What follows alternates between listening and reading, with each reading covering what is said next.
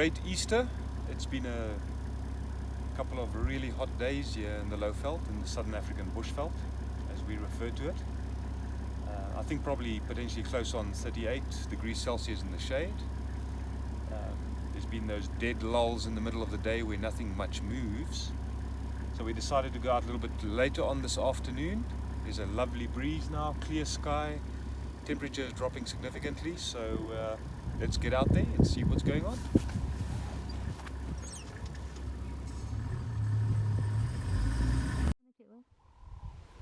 We've stumbled onto this red-billed hornbill. You can see it's got its beak open there, which is a heat release mechanism. So this bird is still feeling the heat of the day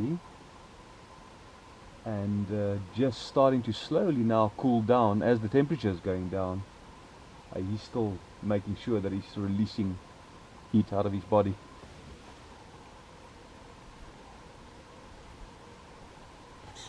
You'd notice this giraffe here is riddled with those oxpeckers. We have discussed the relationship between the birds and the mammals before. It's always quite entertaining to watch them feeding across the animal's skin, looking for those ectoparasites. What is funny with oxpeckers though is a lot of the animals, the mammals that they utilize to find their food source on, when they're born, they're not really used to the birds sitting on them, and I've often seen young giraffes especially, and they're only a couple of days old and oxpeckers land on them.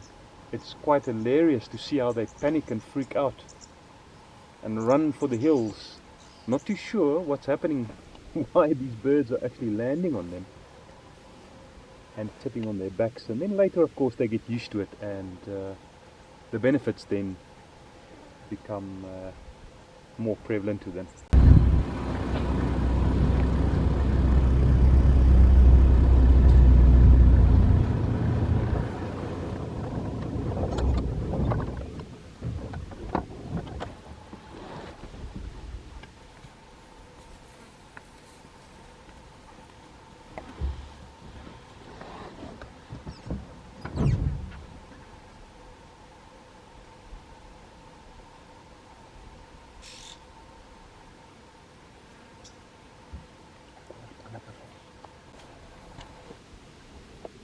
So we're quite lucky. Our first little surprise for the afternoon, we've got these buffalo that we stumbled onto.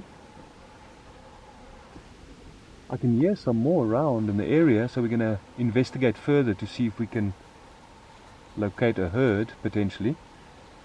But with the buffalo just being there, we go down to the road here.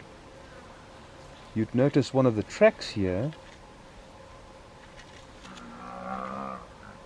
There you can hear some vocalization of the buffalo, which is indicating to us there's potentially more animals here than just the two that we've seen. But have a look at the track. It's basically a cloven hoof consisting of two halves. Very much just like a bovine or a domestic cow. And in this particular case, what's interesting here is it crossed the road here, and if you look beyond this one going that way, you'd notice another one of the tracks there, but a piece of grass lying here that's just fallen out of its mouth as it crossed the road while it's moving along grazing.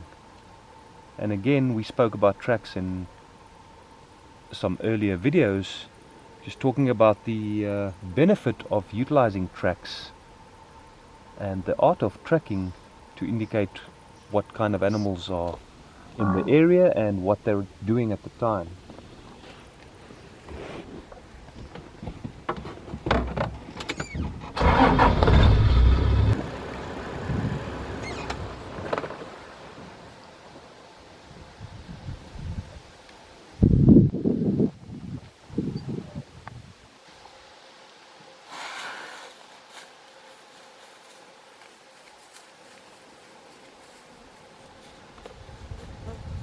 So we've located the rest of the herd here. There's quite a few inside. It's very densely overgrown in this area with mopane veld, so we're not necessarily going to be able to get in there any deeper. But if you look carefully, you'll see quite a few buffalo scattered around.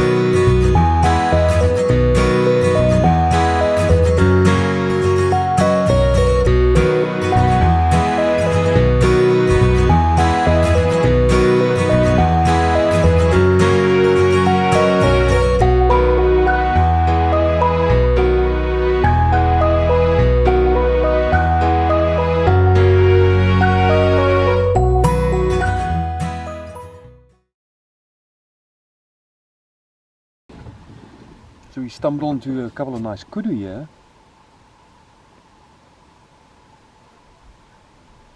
You'd notice, and you'd remember from one of the first videos we did, we spoke about the horns, the impressive horns of the bulls, or the males in this particular species. So there's 2 bulls and 2 cows here, and it's quite prevalent. You'd notice that the cows don't have horns.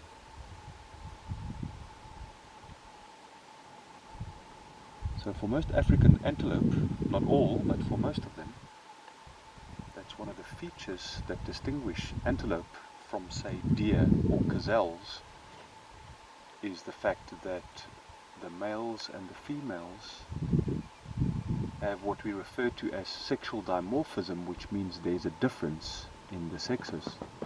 And in this particular case with the kudu, the males have those beautiful horns, the spiral horn, and the cows don't.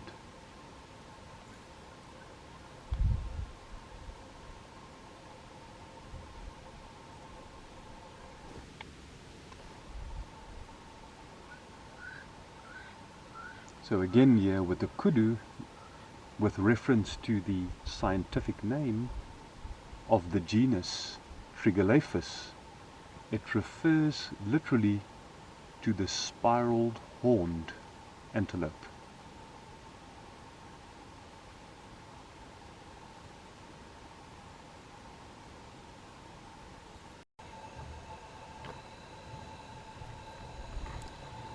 Alright, this is exciting. So we extended our afternoon drive a little bit into the evening, hoping to find some nocturnal animals for you. And we were quite fortunate. We've just heard a leopard calling, and we've switched the vehicle off, and we're going to put all the lights off and just sit quietly to try and see if we can find exactly the direction it was calling in, and then we'll follow up from there. And with a bit of luck, let's see, maybe we find it.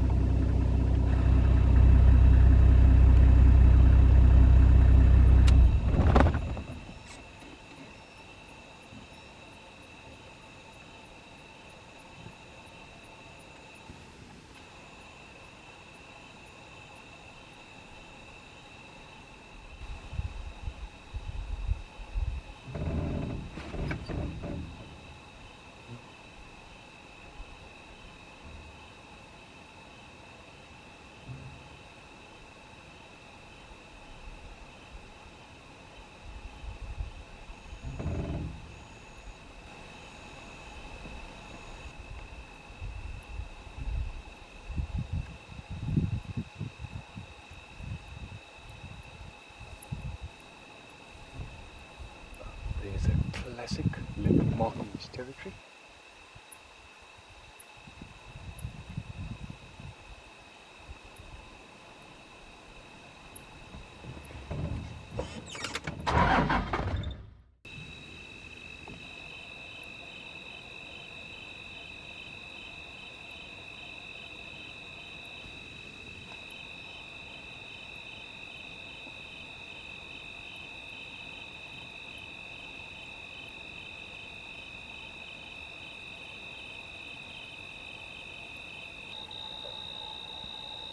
Yeah, so how lucky were we to find that? We just responded on a call, and we were obviously very lucky to drive in that particular direction and find this animal just strolling up the road towards us. We've just watched him walk down the dry riverbed here, and he's right at the end there, just lying in the river relaxing, and he allowed us to have a good look at him, and we're grateful for that. And we're going to leave him to carry on and do whatever it is he's got planned for the night. I think that was a fantastic opportunity, and it's really nice to be able to surprisingly just stumble onto a leopard like that.